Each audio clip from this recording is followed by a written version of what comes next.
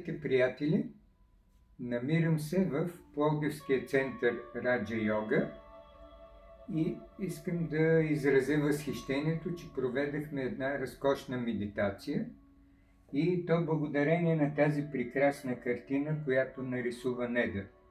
Тя вече, първо, че картината е много добре нарисувана и второ, тя вече е заредена с много енергия от медитациите и човек само да я погледне и веднага изпада в медитативно състояние. Така че искам още веднъж хиляди благодарности на Неда. Вижте, картината наистина е прекрасна. Благодаря ти, Неда, благодаря. Освен това, ми се иска да ви кажа, че сме подготвили едно мобилно приложение, което да ни свързва и в което всеки може да представя това, което може и да проявява това, което може.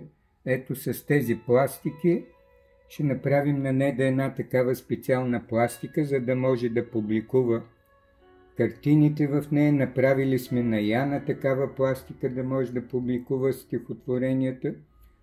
И всеки е добре дошъл да може да се проявява, защото сме деца на бащата, а бащата ни е изпратил тук да се проявяваме, да сътворяваме.